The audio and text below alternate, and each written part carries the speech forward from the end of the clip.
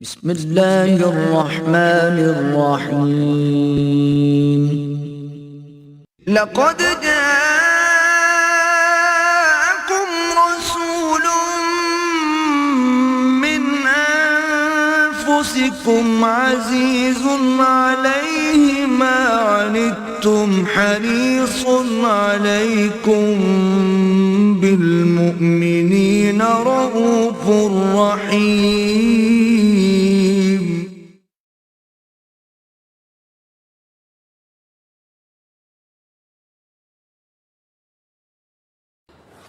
نحمده ونصلي على رسوله الكريم اما بعد فاعوذ بالله من الشيطان الرجيم بسم الله الرحمن الرحيم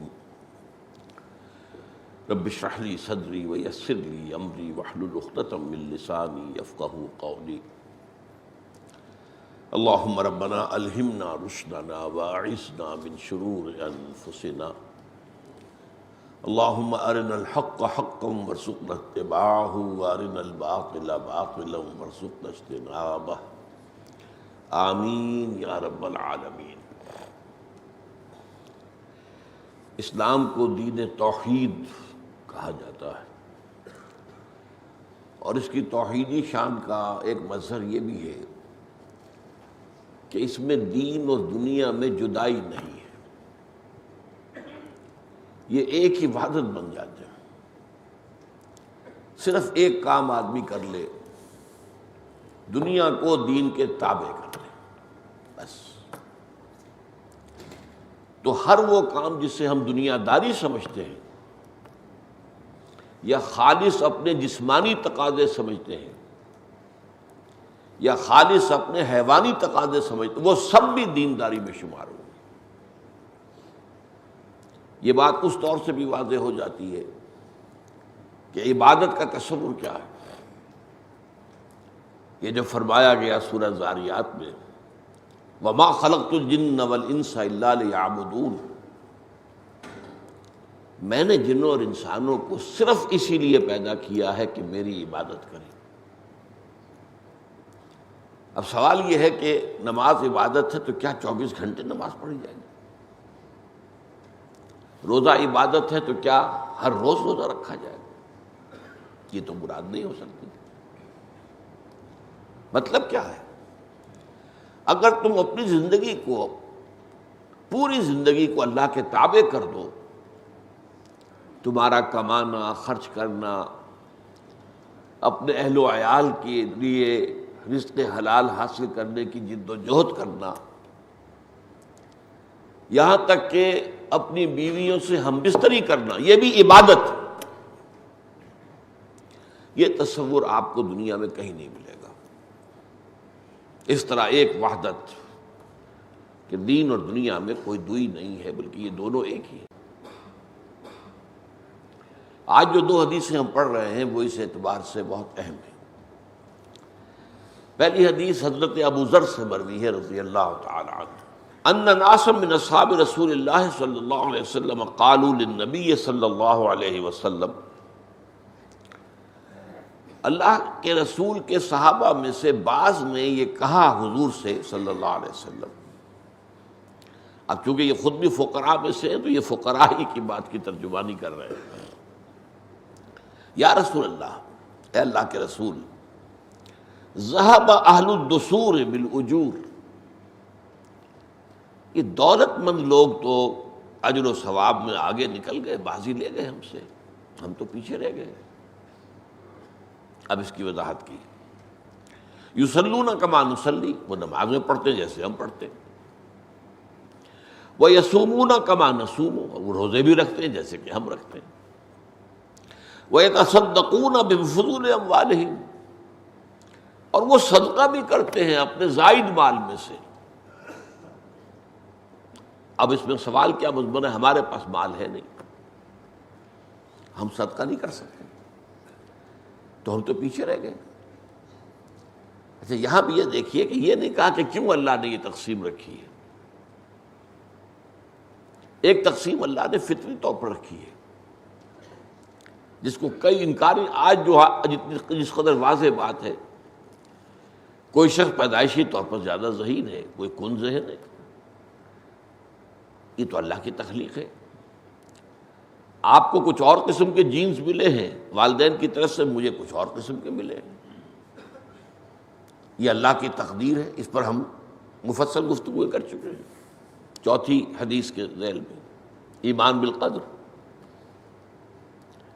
تو ایک تو فرق ہے جو دنیا میں اب ایک شخص میں محنت کا مادہ زیادہ ہے، وہ زیادہ کما رہا ہے، ایک میں کم ہے، وہ کم کما رہا ہے،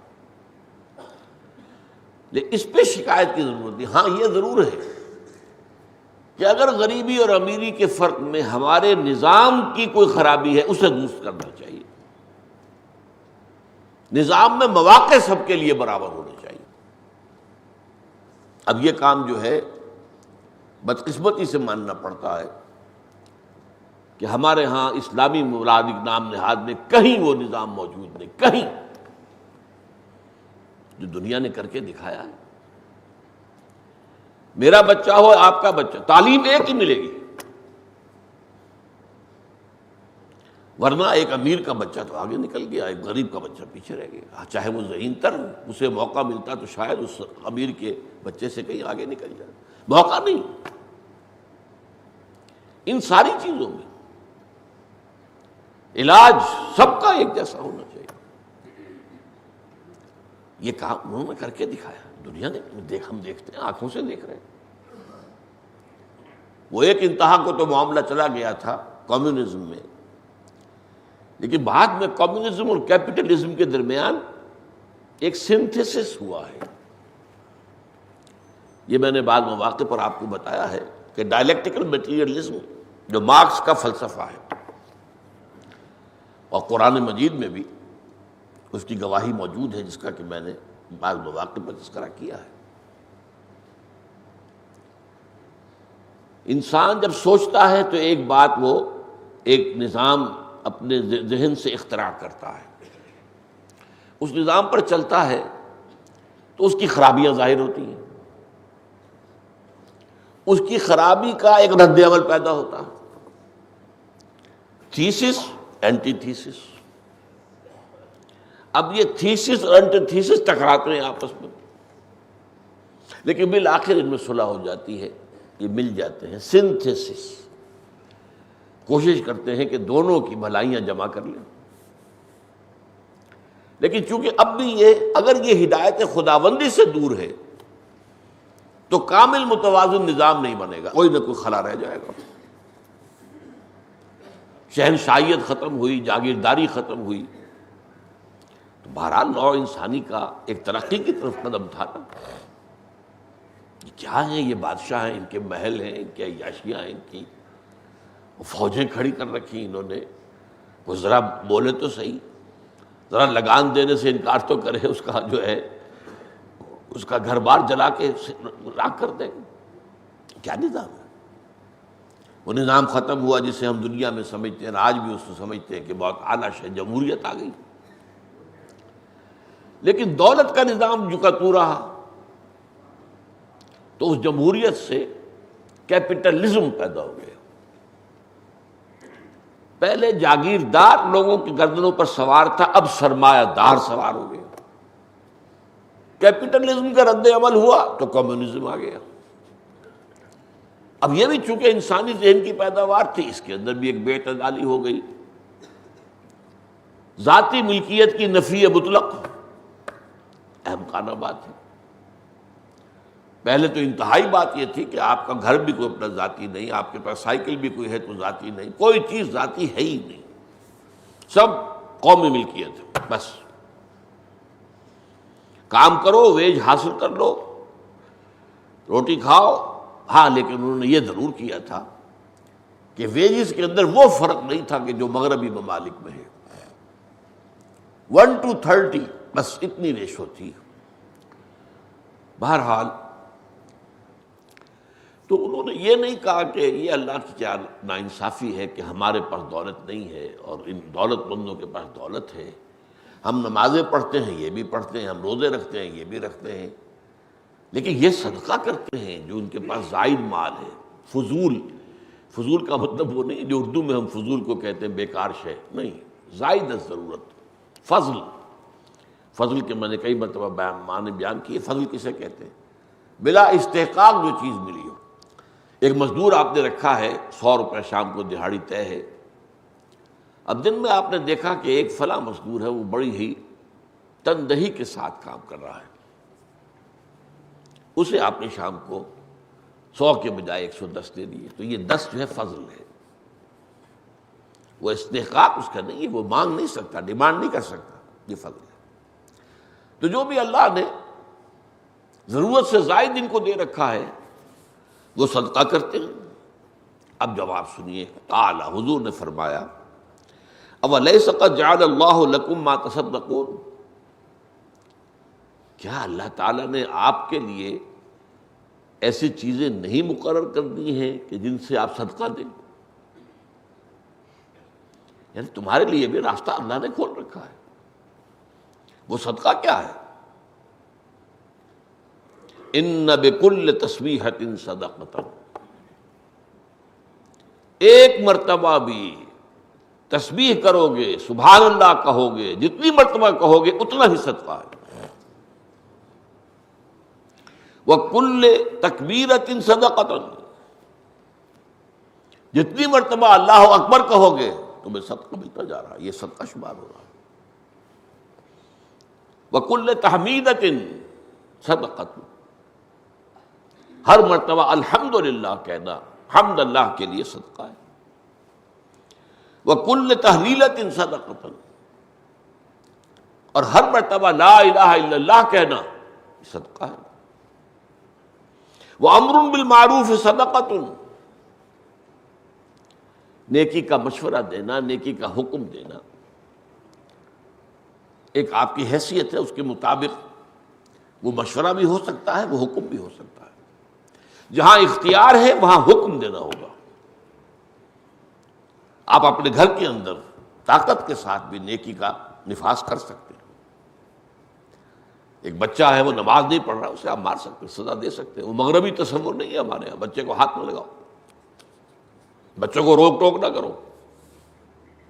ہم تو سمجھتے ہیں کہ بچے میں اگر شرم ہے، حیا ہے، جھجک ہے، اس میں پوری حدیث ہم پڑھ چکے ہیں، وہ تو اس کی شخصیت کے صحت مند طور پر ارتقا پانے کا ذریعہ بنے گا. تو اس میں فرمایا گیا کہ نیکی کا اگر آپ کہیں آپ کا اختیار ہے تو حکمن، اختیار نہیں ہے تو مشورتاً، نصیحتاً نیکی کی بات بتاؤ. وَنَهْيٌ عَن مُنْكَرٍ صَدَقَةً، اور کسی برائی سے روکنا زبان سے یا ہاتھ سے.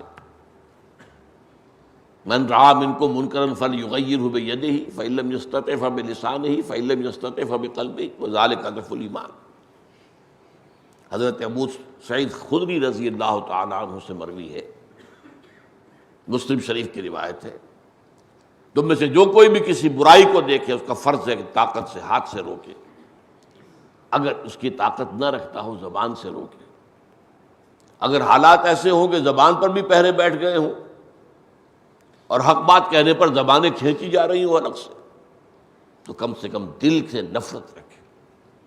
اور یہ ایمان کا کمزور ترین درجہ ہے. اگر دل میں نفرت بھی نہیں ہے، بدی کو دیکھتے ہیں آپ کو احساس ہی نہیں ہوتا، کوئی دل میں اس سے نفرت ہی پیدا نہیں ہوتی، کوئی طبیعت میں گھٹن بھی پیدا نہیں. یہ کیا ہو رہا ہے، میں کچھ کر نہیں سکتا لیکن کیا ہے.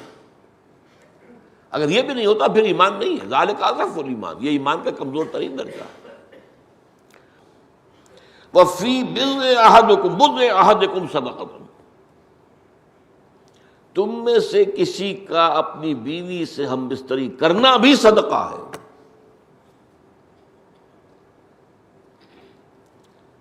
یہ بات آپ کو دنیا میں کہیں نہیں مل سکتی. یہ تواضع حیوانی تقاضا ہے، نفسانی تقاضا ہے. چنانچہ صحابہ نے کہا قالوا یا رسول اللہ، کہا اے اللہ کے رسول، ایاتی احدنا شہوتہ، کیا ایک شخص اپنی شہوت کو پورا کر رہا ہے، اپنی شہوت کا تقاضا پورا کر رہا ہے، وَيَكُونُ لَهُ فِيهَا أَجْرٌ، تو کیا اس میں اس کے لیے اجر ہوگا؟ جو خالص حیوانی تقاضا ہے، بشری تقاضا کہہ لیں، حیوانی تقاضا کہہ لیں، اس میں بھی اجر ہے۔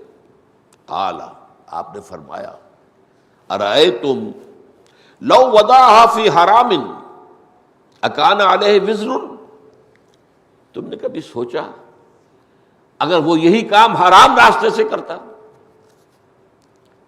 تو اس پر گناہ ہوتا کہ نہیں ہوتا؟ اس پر سزا واجب ہوتی یا نہ ہوتی؟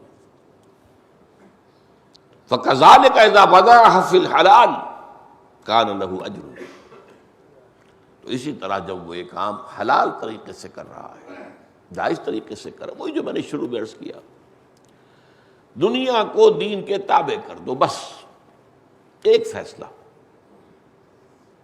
اب آپ کی پوری دنیا داری جو ہے وہ بھی دین داری ہے، آپ کی کسب معاش کی جد و جہد عبادت ہے،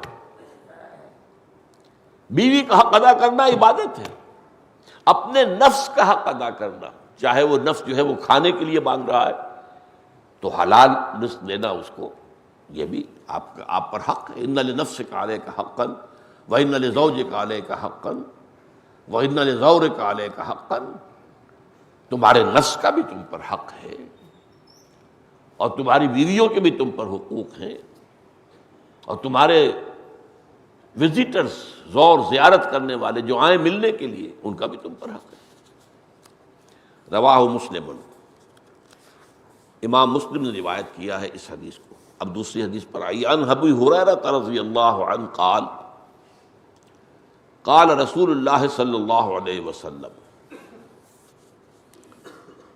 حضرت ابو ہریرہ سے مروی ہے، انہوں نے فرمایا کہ حضور نے فرمایا صلی اللہ علیہ وسلم۔ اب دیکھیے یہی حقیقت ایک دوسرے انداز میں آ رہی ہے۔ دین ایک حقیقت واحدہ ہے، اس کو ادھر سے دیکھ لے ادھر سے دیکھ لے، جیسے فیصل آباد کا گھنٹہ گھر ہے کہ جس بازار سے جائیں گے گھنٹہ گھر پہنچ جائیں گے۔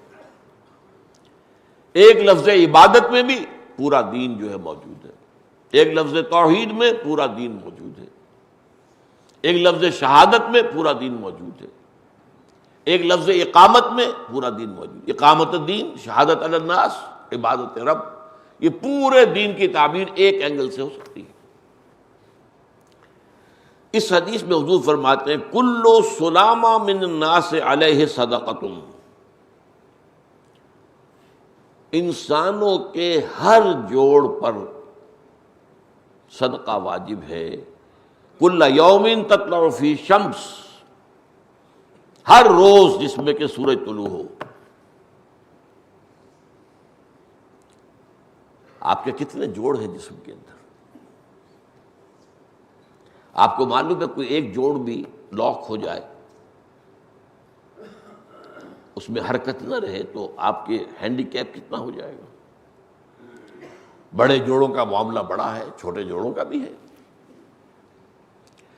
اگر یہ جوڑ صحیح سالم کام کر رہا ہے تو آپ پر شکر واجب ہے،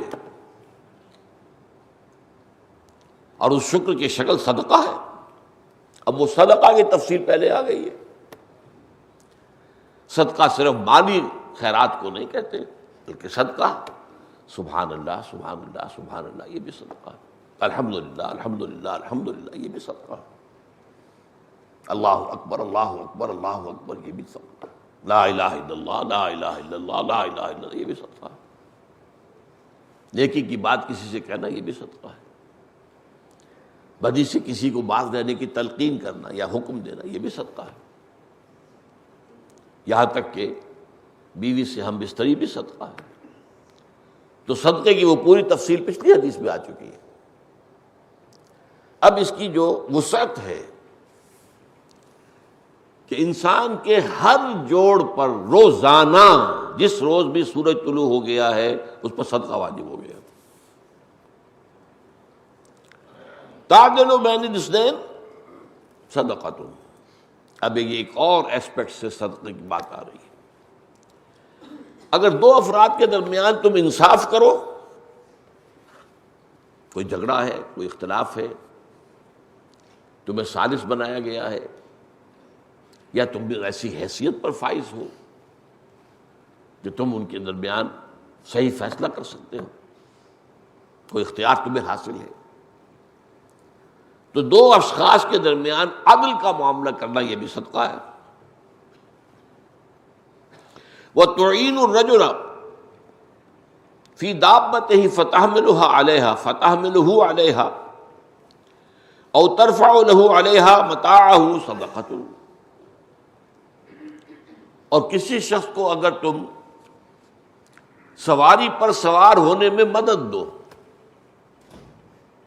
کوئی شخص گھوڑے پہ چڑھنا چاہ رہا ہے، تھوڑا سا سہارا اسے مطلوب ہے، بہت ماہر گھوڑ سوار نہیں ہے کہ جو چھلانگ مار کے سوار ہو جاتے ہو، یا یہ کہ کوئی مال اس کا ہے وہ اسے پکڑا دیتے ہو، پھر لو بھائی کوئی اونٹ پر سوار ہو گیا ہے، اس کا مال اس کو پکڑا دینا، یہ بھی صدقہ ہے۔ قال، اور فرمایا مزید، والکلمۃ الطیبۃ صدقۃ، کلمہ طیبہ اچھی بات، قرآن مجید میں آیا نا، الم تر کیف ضرب اللہ مثلا کلمۃ طیبۃ کشجرۃ طیبۃ اصلھا ثابت وفرعھا فی السماء۔ کلمہ طیبہ اصطلاحی معنی میں تو ہم جو پہلا کلمہ ہے لا الہ الا اللہ محمد رسول اللہ، وہ کلمہ طیبہ ہے، لیکن یہ عام ہے، اچھی بات، بھلی بات، نیکی کی بات، ادائیگی حقوق کی تلقین، یہ سب جو ہے کیا ہے؟ والکلمۃ الطیبۃ صدقۃ، یہ بھی صدقہ ہے۔ وکل خطوۃ تمشیھا الی الصلاۃ صدقۃ، ہر قدم جس سے تم چل رہے ہو جبکہ نماز کے لیے جا رہے ہو، جماعت کی نماز کے لیے مسجد کی، تو یہ بھی صدقہ ہے، ہر قدم پر صدقہ، ہر قدم پر نیکی۔ وَتُمِيتُ الْأَذَىٰ عَنِ الطَّرِيقِ صَدَقَةٌ، اور اگر تم راستے سے کوئی اذیت بخش چیز ہٹا دو، یہ بھی صدقہ ہے۔ راستے پر چلتے ہوئے آپ دیکھتے ہیں کہ اینٹ پڑی ہے، کوئی ٹھوکر کھا جائے گا، ہٹا کر اس کو ایک طرف کر دیا، کوئی اور شے ہے، موزی ہے، کوئی کانٹوں والی کوئی چیز پڑی ہوئی ہے، ہٹا دو، صدقہ ہے۔ تو گویا کہ دیکھیے ایک ہی لفظ صدقہ میں آج ہم نے دیکھا ہے، ایک لفظ صدقہ میں پورے دین کی تعبیر ہے، ایک لفظ عبادت میں پورے دین کی تعبیر ہے۔ یا ایھا الناس اعبدوا ربکم الذی خلقکم والذین من قبلکم لعلکم تفلحون، اے لوگو اپنے اس رب کی عبادت اختیار کرو جس نے تمہیں بھی پیدا کیا، تم سے جو پہلے ہو گزرے ان کو بھی پیدا کیا تاکہ تم فلاح پاؤ، لعلکم تتقون، تاکہ تم بچ جاؤ۔ کس چیز سے بچ جاؤ؟ اللہ کے عذاب سے بچ جاؤ۔ تو ایک لفظ ہے عبادت، ایک لفظ اسلام، پوری بات آ جائے گی، ایک لفظ ایمان، اس کے حوالے سے سب کچھ آ جائے گا۔ ایمان میں عمل بھی شامل ہے، برا عمل جو ہے وہ ایمان کی نفی ہے، اچھا عمل وہ ایمان کا ثمرہ ہے، اس کا پھل ہے۔ یہ حدیث جو ہے اس کو روایت کیا ہے امام بخاری اور امام مسلم دونوں نے۔ ہم چلتے ہیں اگلی حدیث کی طرف۔ یہ بھی اصل میں ان احادیث میں سے ہے کہ جن کے بارے میں پہلے میں آپ کو بتا چکا ہوں، جنہیں جوامع الکلم سے تعبیر کیا ہے حضور نے خود، اوتی تو جوامع الکلم، مجھے اللہ تعالیٰ کی طرف سے بڑے جامع کلمات عطا ہوئے، چند لفظوں میں معانی کا، ہدایت کا، حکمت کا سمندر بند کر دینا۔ البر حسن الخلق۔ اب نیکی کیا ہے؟ اب دیکھیے نیکی ہمیں معلوم ہے، نماز نیکی ہے، روزہ نیکی ہے، زکوٰۃ نیکی ہے، حج نیکی ہے، عمرہ نیکی ہے۔ یہاں ایک اور تعبیر آ رہی ہے، البر حسن الخلق، اچھا اخلاق، یہ نیکی ہے۔ صدقہ کے حوالے سے مجھے وہ حدیث یاد آ گئی، تبسمک فی وجہ اخیک صدقۃ، تمہارا کوئی عزیز دوست بھائی تم سے ملنے آیا ہے، تم متبسم چہرے کے ساتھ اس کا اگر استقبال کرتے ہو تو اس کا بھی دل جو ہے کچھ اس کی کلی کھل اٹھے گی۔ اور اگر آپ نے ابو سن قمطریرہ کی حیثیت سے بس وہ جیسے بعض لوگ ہاتھ بھی ملاتے ہیں تو ایسے ہی کہ تھوڑا سا چھو جائے بس اس سے زیادہ نہ ہو، تو انقباض پیدا ہو جاتا، آنے والے مقام کا آیا۔ تبسمک فی وجہ اخیک صدقۃ، اپنے بھائی کے سامنے تبسم کے ساتھ مجھ سے ملنا یہ بھی صدقہ ہے۔ تو البر حسن الخلق۔ اب دیکھیے یہ ہمارے مطالعہ قرآن حکیم کے منتخب نصاب کا اہم درس ہے، بر کی حقیقت۔ لیس البر ان تولوا وجوہکم قبل المشرق والمغرب ولکن البر من آمن باللہ والیوم الآخر والملائکۃ والکتاب والنبیین وآتى المال على حبه ذوي القربى واليتامى والمساكين وابن السبيل والسائلين وفي الرقاب وإقام الصلاة وإيتاء الزكاة وأقام الصلاة وآتى الزكاة والموفون بعهدهم إذا عاهدوا والصابرين في البأساء والضراء وحين البأس أولئك الذين صدقوا وأولئك هم المتقون۔ یہ پوری ایک انسانی شخصیت کا حیولہ ہے، پورا کردار مکمل ایک آیت کے اندر۔ ان مختلف پہلوؤں سے انسان کے اندر اگر یہ کیفیات موجود ہیں تو پھر وہ سچا نیک ہے، واقعی نیکوکار ہے، حقیقت میں پھر وہ صادق ہے، اور یہی وہ ہے جس کو کہ متقی کہا جاتا ہے۔ تمہارے ذہنوں میں تقوی کا بھی کچھ اور ہی معیارات ہیں، کچھ ظواہر کے ساتھ، کچھ لباس، کچھ یہ، کچھ وضع قطع، اسی کے حوالے سے تم لوگوں کا تقوی ناپتے ہو، لیکن تقوی بھی در حقیقت اس متوازن شخصیت کا نام ہے۔ والاسم ما حاق فی نفسک، گناہ وہ ہے جس سے تمہارے جی میں تشویش پیدا ہو جائے۔ اب اس کے پیچھے یوں سمجھیے کہ ٹپ آف دی آئس برگ کے نیچے جیسے کہ بہت بڑا تودا جو ہے برف کا ہوتا ہے، نظر تو اوپر سے وہ ٹپ آف دی آئس برگ نظر آتا ہے صرف، لیکن یہ تو جہاز کا کیپٹن ہے جو ڈرتا ہے اس کو دیکھ کر کہ پتہ نہیں اس کا بخت کا نیچے جو ہے کتنا بڑا ہو یہ اور میرا جہاز ٹکرائے جا کر۔ ٹکراتے ہیں اور خود ڈوبتے بھی ہیں۔ اس کے پیچھے پورا فلسفہ ہے۔ انسان میں نیکی جبلی طور پر موجود ہے، کیوں؟ وہ صرف حیوان نہیں ہے، اس میں روح ربانی بھی ہے۔ وَنَفَخْتُ فِيهِ مِن رُّوحِي فَإِذَا سَوَّيْتُهُ وَنَفَخْتُ فِيهِ مِن رُّوحِي فَقَعُوا لَهُ سَاجِدِينَ۔ یہ روح جو ہے نیکی سے اسے فرحت ہوتی ہے، بدی سے اس میں ایک ضیق، تنگی، ایک تشویش، ایک انتشار پیدا ہوتا ہے۔ یہ پورا فلسفہ اس کے پیچھے ہے۔ اسی اعتبار سے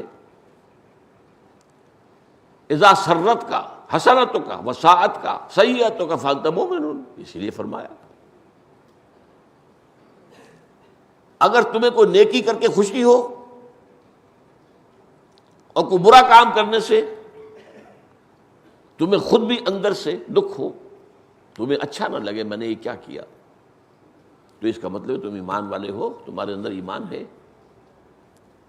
ایمان ہے تو وہ نیکی کو انڈورس کرتا ہے، اس کی تائید کرتا ہے، تصدیق کرتا ہے، بلکہ نیکی کرنے سے ایمان بڑھتا ہے۔ زادتہم ایمانا، اور اگر کوئی برا کام آپ کر رہے ہیں اس سے وہ ایمان جو ہے اس میں کمی آتی ہے، اس کا نور جو ہے وہ مدھم پڑتا ہے۔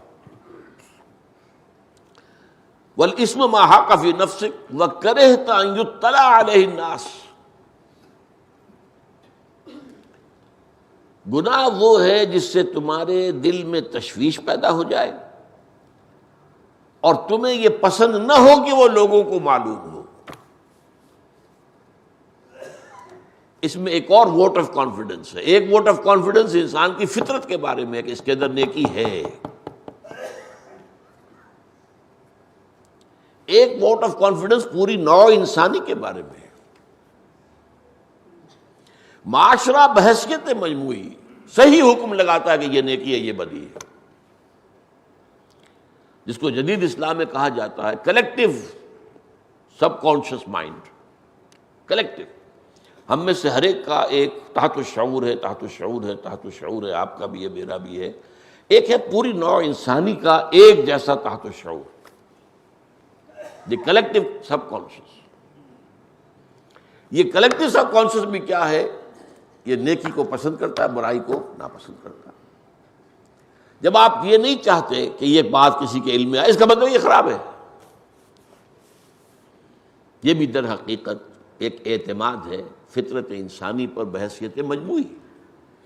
ایک ہے فطرت انسانی انفرادی طور پر، الاسم ما حاک فی نفسک. گناہ وہ ہے جس سے تمہارے اندر تشویش پیدا ہو جائے اور جسے تم پسند نہ کرو کہ وہ لوگوں کے علم میں آئے. یہ گویا کہ اجتماعی طور پر انسان کی فطرت جو ہے اس کی تصدیق ہو رہی ہے. اسی حدیث کا ایک اور ورژن ہے، وعن وابصہ ابن معبد رضی اللہ عنہ. وابصہ ابن معبد رضی اللہ عنہ وہ فرماتے ہیں اتیت رسول اللہ صلی اللہ علیہ وسلم، میں نبی اکرم صلی اللہ علیہ وسلم کی خدمت میں حاضر ہوا. فقال، تو آپ نے فرمایا جئت تسأل عن البر.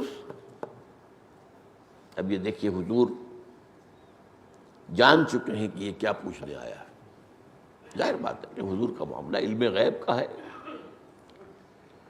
غیبی طور پر آپ مطلع ہو جاتے ہیں. ویسے تو یہ کہ کچھ اندازہ صاحب نظر لوگ جو ہوتے ہیں، اتقوا فراست المومن فإنہ ینظر بنور اللہ، مومن کی فراست سے ذرا ہوشیار رہا کرو، اس لیے کہ وہ اللہ کے نور سے دیکھتا ہے. تمہارے دل میں جو ہے اسے کچھ نظر آ جاتا ہے. بہرحال یہ اہل اللہ کا معاملہ ہے. تو حضور نے پوچھا، فرمایا جئت تسأل عن البر، کہ اے وابصہ تم آئے ہو مجھ سے بر کے بارے میں پوچھنے کی. بر کیا ہے؟ نیکی کیا ہے؟ بھلائی کیا ہے؟ نیکی کیا ہے؟ قلت نعم، میں نے اس کا جی ہاں، میں یہی دریافت کرنے کے لیے حاضر ہوا تھا. فرمایا اب پھر دیکھیے وہی فطرت انسانی پر اعتماد. استفت قلبک، اپنے دل سے پوچھ لیا کرو. دل جو ہے وہ مسکن ہے روح کا.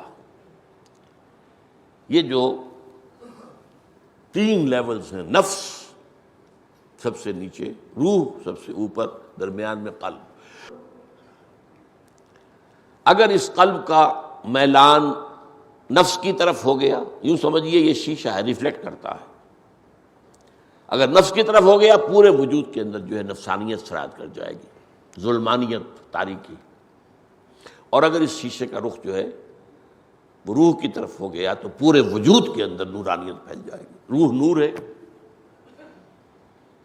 اللہ تعالیٰ نے اولاً یہ جو ہے میں بیان کر چکا ہوں کہ بگ بینگ سے پہلے کی بات ہے. بگ بینگ سے میٹیریل یونیورس کا آغاز ہوا ہے، ورلڈ آف میٹر.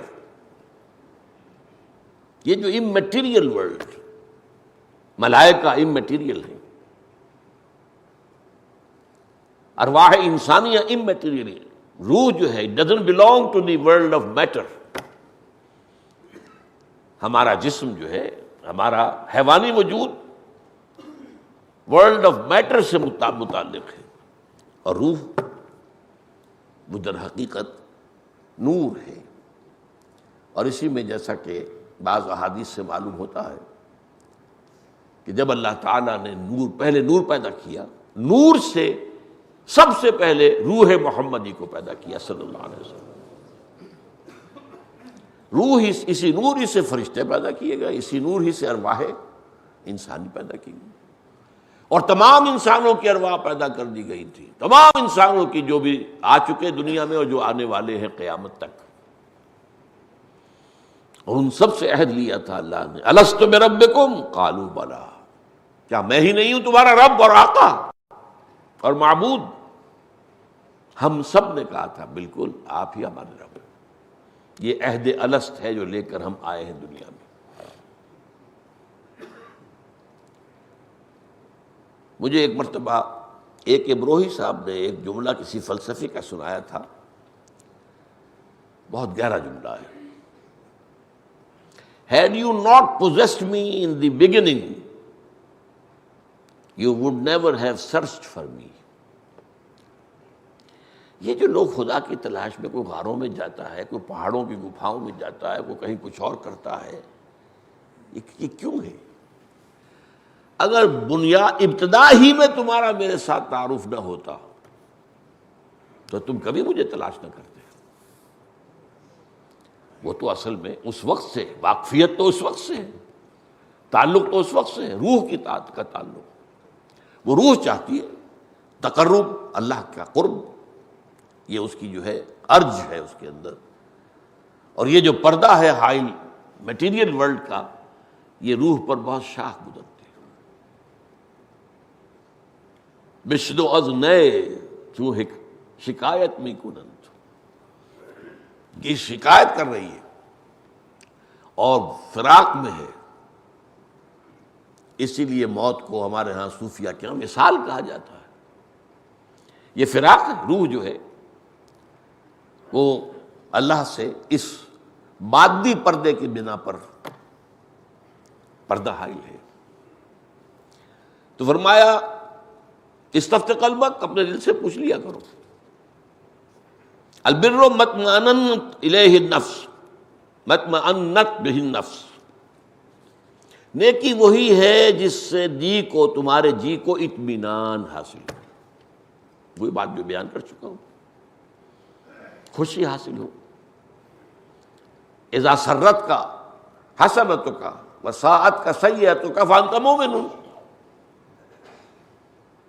جب نیکی سے خوشی ہو، بدی سے رنج ہو، تو تم مومن ہو۔ البر مطمئنت الیہ النفس واطمئن الیہ القلب، اور مطمئن ہو جائے اس کے ساتھ دل۔ یہ اصل میں پھر ایک وحدت بن جاتا ہے، روح، قلب، نفس، یہ ایک وحدت بن جاتے ہیں، اور اس وحدت کا نام جو ہے قرآن مجید کی اصطلاح میں نفس مطمئنہ ہے۔ یا ایتھا النفس المطمئنہ ارجعی الی ربک راضیۃ مرضیہ، نفس مطمئنہ، نفس لوامہ، نفس امارہ۔ جب یہ قلب کا رخ نفس کی طرف ہے اور پورا وجود جو ہے وہ قلب کے تابع ہے، تو یہ کیفیت نفس امارہ کی، ان النفس لامارۃ بالسوء، یہ نفس تو برائی ہی کا حکم دیتا ہے۔ ایک کیفیت یہ ہوتی ہے ڈاواں ڈول، یہ قلب جو ہے کبھی ادھر کبھی ادھر، اکثر انسانوں کا معاملہ یہ ہوتا ہے۔ برے سے برے انسان میں بھی کبھی کوئی نیکی کا جذبہ ابھر آتا ہے، اور اچھے سے اچھے انسان سے بھی بدی سرزد ہو جاتی ہے۔ یہ قلب کا، اور قلب کے معنی کیا ہے؟ پلٹنے والی شے۔ یہ دل کو قلب کیوں کہتے ہیں عربی میں؟ اس کے لیے کوئی قرار نہیں ہے، بھچ رہا ہے کھل رہا، بھچ رہا ہے کھل رہا، بھچ رہا ہے کھل رہا، اس کے آرام نہیں۔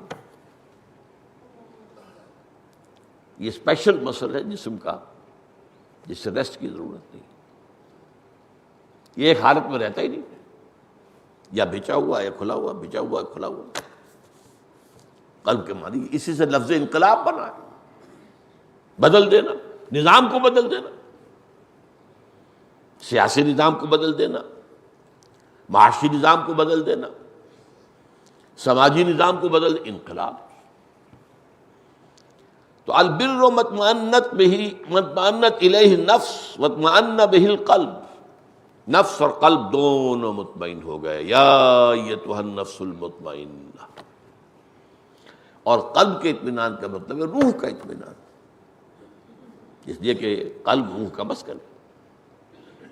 اب پورا وجود اسی کے تابع ہو گیا، پوری روحانیت پورے وجود کے اندر سرایت کر گئی۔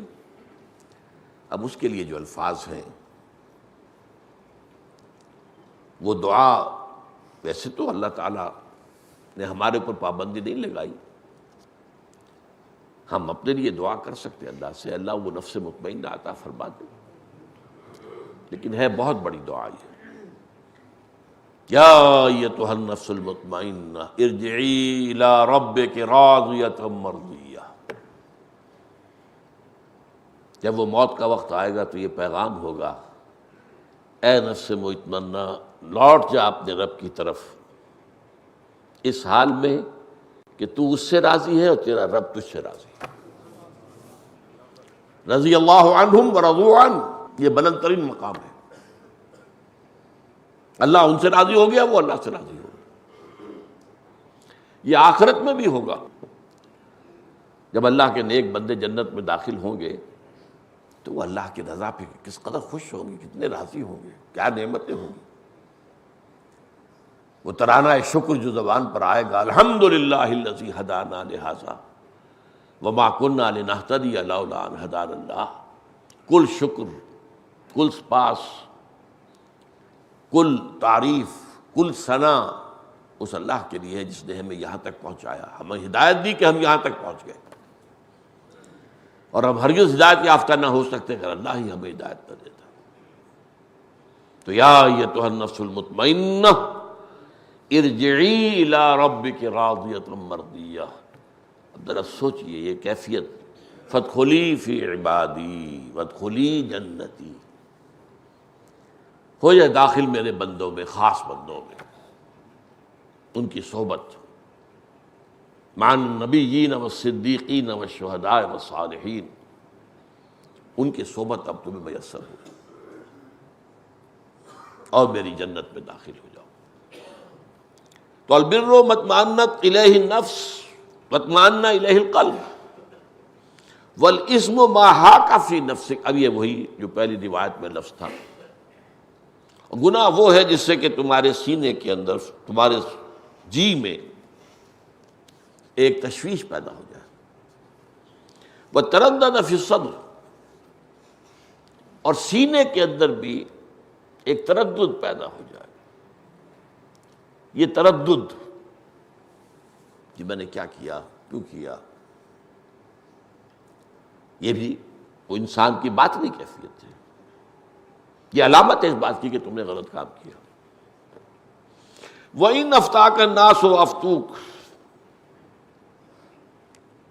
چاہے لوگ تمہیں فتویٰ دے دیں، وَأَفْتَوْكَ، اور تمہیں فتویٰ دے دیں، لوگ تمام فتویٰ دے دیں کہ یہ بات صحیح ہے، اگر تمہارا دل کہہ رہا غلط ہے تو غلط ہے۔ اس لیے کہ فتوے میں تو وہ کتاب الحیل بھی ہے، کس طریقے سے، کس ہیلے سے، کس بہانے سے کوئی راستہ نکالا جا سکتا ہے، لیکن یہ ہے کہ یہ جو اندر کا مفتی ہے تمہارا، یہ جو روح ربانی تمہارے اندر ہے، دیکھیے مغربی فلاسفہ نے بھی مانا ہے اس کو، ڈیوائن سپارک، ایک شعلہ ملکوتی، ایک شعلہ لاہوتی انسان میں ہے، جہاں اس کی اینیمل نیچر ہے وہاں وہ ہے، ڈیوائن سپارک ان مین، اس کا تعلق خدا کی ذات کے ساتھ ہے، بہت قرب ہے، کوئی فصل نہیں ہے۔ تو چاہے تمہیں فتویٰ دے دے مفتی، لیکن تمہارا دل اگر راضی نہیں ہے تو وہ کام مت کرو۔